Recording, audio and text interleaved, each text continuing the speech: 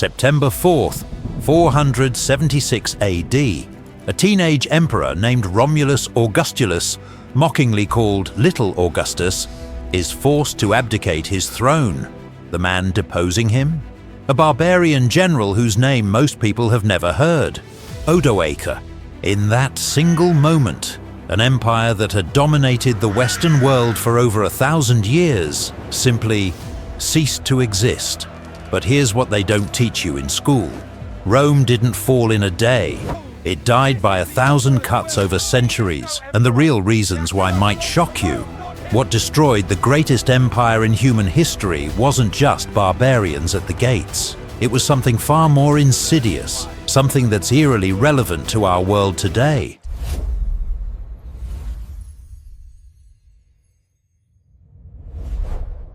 To understand Rome's fall, we first need to grasp just how invincible it seemed.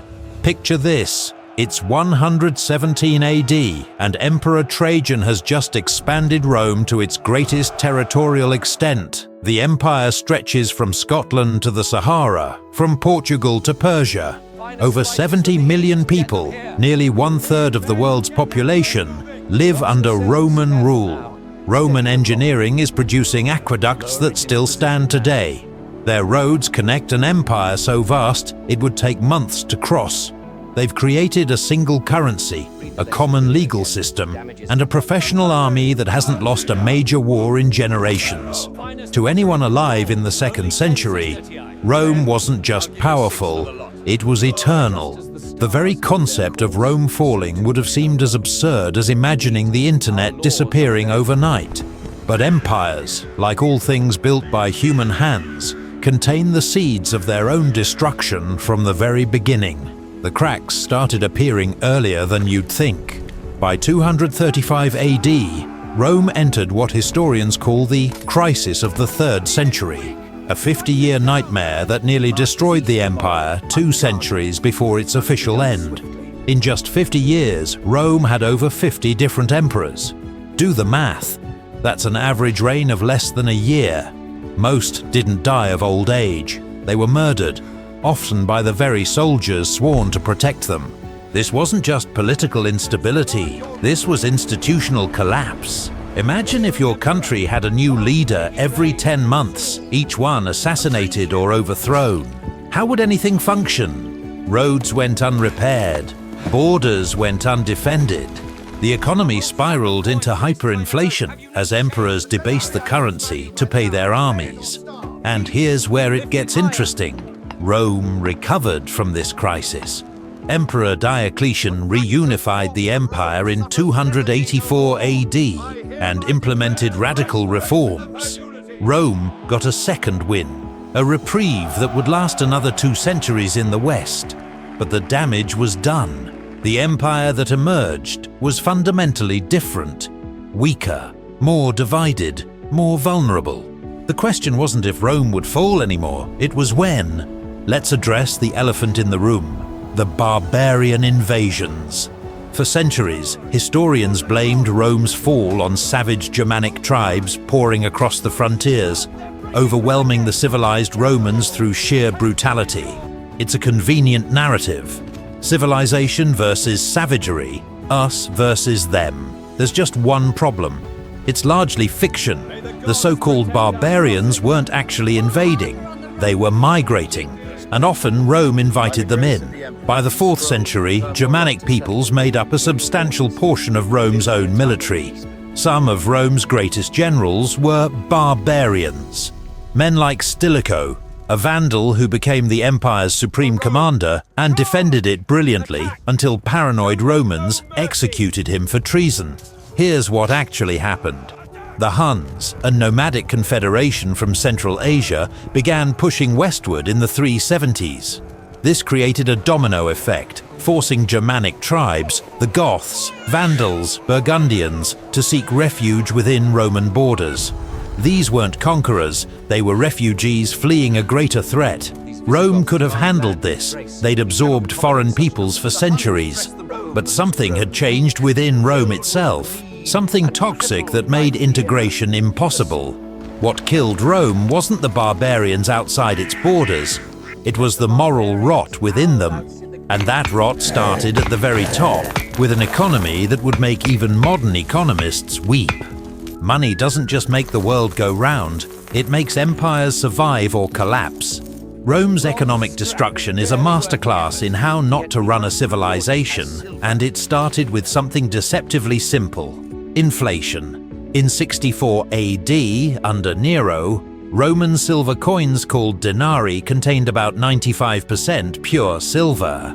By 265 AD, they contained just 5%. Emperors kept debasing the currency to pay their armies and fund their wars, creating more coins with less precious metal. The result? Catastrophic inflation. Prices increased over 1,000% in a single century. But that was just the beginning of Rome's economic nightmare. The empire's economy was built on conquest. Fresh conquests meant new slaves, new gold, new lands to tax. But by the 2nd century, Rome had stopped expanding. There were no more easy conquests, no more rivers of wealth flowing into the capital. The economic model that had sustained Rome for centuries simply stopped working. Then there was the trade deficit. Romans had developed expensive tastes, silk from China, spices from India, exotic goods from across the known world. But what did Rome produce that other civilizations wanted? Not much. Gold and silver flowed out of the empire in staggering quantities, draining Rome's wealth to foreign powers. The tax system made everything worse. Rome had no efficient method of tax collection, so they outsourced it to private collectors, essentially legalized extortion. These tax farmers squeezed provinces dry, keeping a percentage for themselves. The result? Economic devastation in the provinces, while the collectors grew obscenely wealthy. But here's the kicker, and this is where it gets really relevant to today. The wealthy found ways to avoid paying taxes entirely. Large landowners, senators, and the aristocracy secured exemptions and special privileges. The tax burden fell almost entirely on the middle and lower classes. Sound familiar? The Roman middle class, small farmers, artisans, merchants, got crushed. Small farms were absorbed into massive estates called latifundia, owned by aristocrats and worked by slaves or desperate tenant farmers. Economic mobility died. If you were born poor, you died poor. The dream of improving your station in life became just that, a dream. By the 5th century, some Romans actually welcomed the barbarian takeovers. Germanic kings often imposed lower taxes than Roman emperors. In some regions, Roman citizens helped the invaders breach their own city walls. When staying Roman means crushing poverty, and when foreign rule promises relief, the empire has already lost. For centuries, the Roman legions were the most feared fighting force on earth. Disciplined, professional, ruthlessly efficient. By the 5th century, they were a shadow of their former glory. And understanding why reveals one of history's hardest truths. Even the mightiest militaries can rot from within. The transformation started with good intentions. Emperor Constantine, ruling in the early 4th century, reformed the military into a mobile field army that could respond to threats anywhere.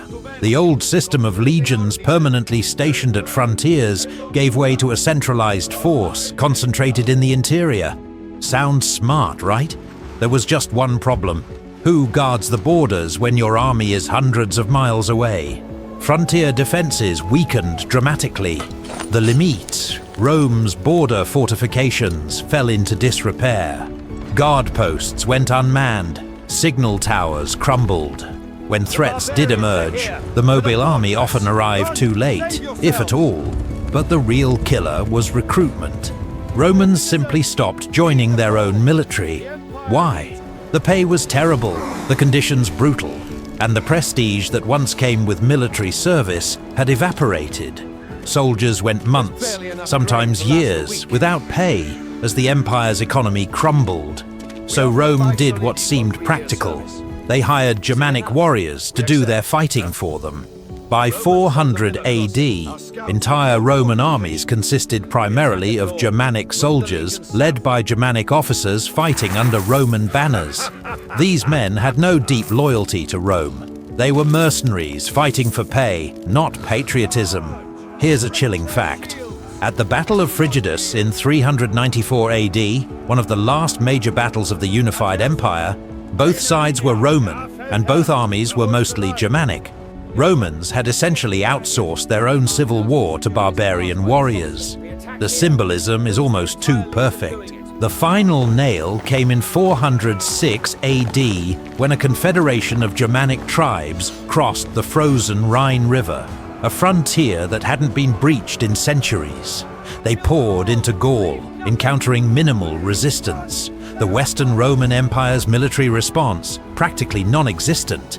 There simply weren't enough loyal, effective Roman troops to stop them. By 410 AD, Visigoths under Alaric sacked Rome itself, the first time in 800 years. The psychological impact was devastating. Rome, the eternal city, was no longer safe. If Rome could fall to barbarians, what couldn't? The military that had conquered the known world couldn't even defend its own capital. Empires aren't just armies and economies.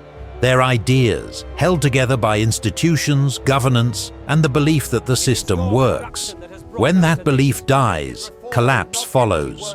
And in Rome's final centuries, political dysfunction reached levels that would be comedic if they weren't so tragic.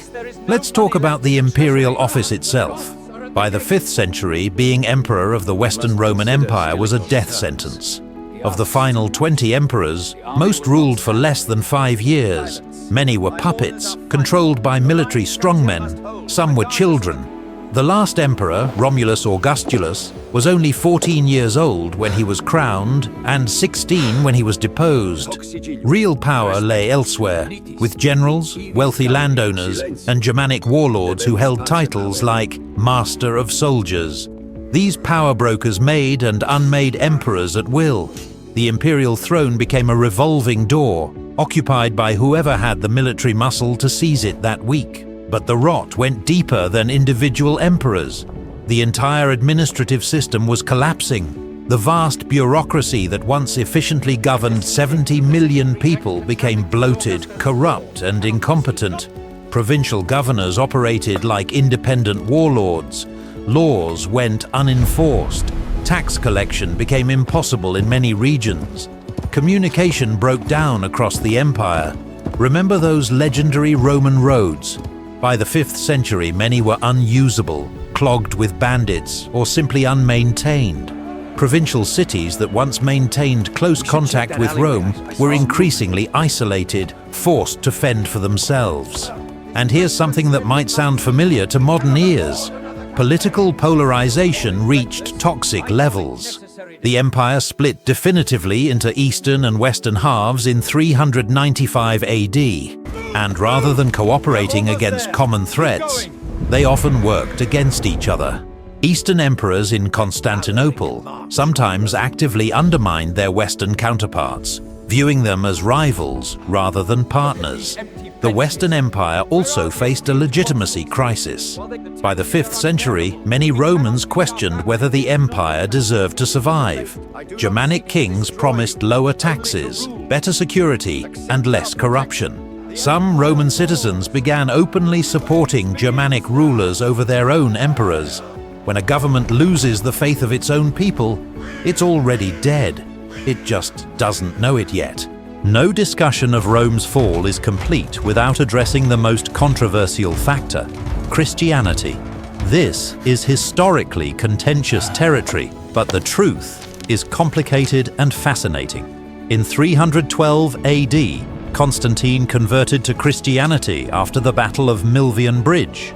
By 380 AD, Christianity became Rome's official religion under Emperor Theodosius. Within a single century, Rome transformed from a pagan empire that persecuted Christians into a Christian empire that persecuted pagans.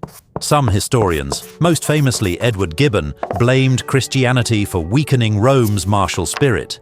The argument goes like this: Christianity emphasized peace, forgiveness, and the afterlife, values incompatible with the aggressive, glory-seeking warrior culture that built Rome. Christian emperors closed gladiatorial games, discouraged military service, and redirected resources from defense to church building. There's some truth here, but it's far from the whole story. Christianity also provided something Rome desperately needed: unity. The old pagan religions were fragmented and local. Christianity offered a universal faith that could potentially bind the diverse peoples of the empire together. In theory, a Christian in Britain and a Christian in Egypt shared common beliefs and allegiances. In practice, it didn't work out that way. Christianity itself became fiercely divided. Theological disputes, Arianism versus Nicene Christianity, debates over Christ's nature, the role of icons, tore communities apart. Christians persecuted other Christians with the same fervor they'd once been persecuted by pagans. Religious councils became political battlegrounds. But here's the real impact of Christianity on Rome's fall. It shifted priorities. Resources that once went to roads, aqueducts, and armies now went to churches and monasteries. Ambitious young men who might once have become soldiers or administrators now became monks or bishops. The focus moved from earthly empire to heavenly kingdom. When Rome fell in 476, the Catholic Church endured. In a very real sense, the Church became the successor to the Roman Empire in the West, preserving Latin learning and Roman administrative structures through the Middle Ages. The Pope, Bishop of Rome, emerged as Western Europe's most powerful figure, a strange transformation that would shape the next 1,000 years. Christianity didn't destroy Rome, but it changed what Rome was and what it valued. Whether that hastened the fall or simply reflected inevitable decline remains debated to this day. Here's something rarely mentioned in popular histories of Rome. Climate change played a significant role in its collapse. No, not the kind of climate change we discuss today, but natural climate shifts that devastated Rome's agricultural foundation. From 200 BC to 150 AD, Europe experienced what climate historians call the Roman climate optimum, a period of warm, stable weather ideal for agriculture. Crops flourished, populations grew. Rome's expansion coincided perfectly with this climatic golden age. But around 150 AD, temperatures began dropping. By 300 AD, Europe had entered a colder, more unstable climate period. Growing seasons shortened, crop yields fell, famines became more frequent. This wasn't catastrophic by itself, but it stressed an already strained system. Then came the real killer: disease. The Antonine Plague struck in 165 AD, killing an estimated 5 million people. The plague of Cyprian ravaged the empire from 249 to 262 AD. These pandemics weren't just tragic, they were economically devastating. Labor forces shrank, tax revenues collapsed, military recruitment became nearly impossible in plague-ravaged regions. The most controversial theory involves lead poisoning. Romans used lead extensively in pipes, cooking vessels, wine sweeteners, cosmetics. Some historians argue chronic lead poisoning weakened Rome's elite, causing cognitive decline, infertility, and poor decision-making at the highest levels of government. Whether lead poisoning was a significant factor remains debated, but the symbolic irony is powerful.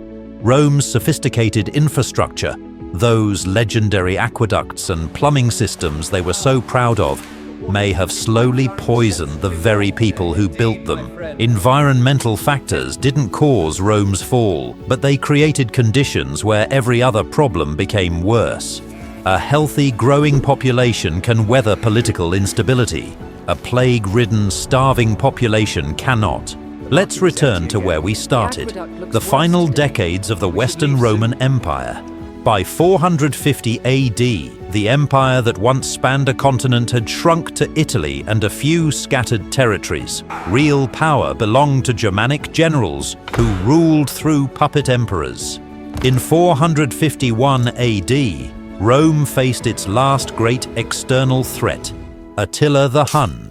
His forces invaded Gaul, and Rome, led by the general Aetius, formed an alliance with Germanic tribes to stop him at the Battle of Catalaunum. They won, barely. It was Rome's final military victory, achieved ironically by an army composed mostly of the same barbarians Rome had spent centuries fighting. Attila died in 453 AD, and the Hun Confederation collapsed. Rome's last great enemy had defeated itself. You'd think this would give Rome breathing room to recover. Instead, it accelerated the collapse. Without the Hun threat, Germanic tribes no longer needed Rome's protection or alliance. They began carving out independent kingdoms on Roman soil, not through conquest, but through gradual assumption of authority. The Vandals established a kingdom in North Africa, cutting off Rome's grain supply. The Visigoths controlled most of Spain and southern Gaul. The Burgundians ruled eastern Gaul.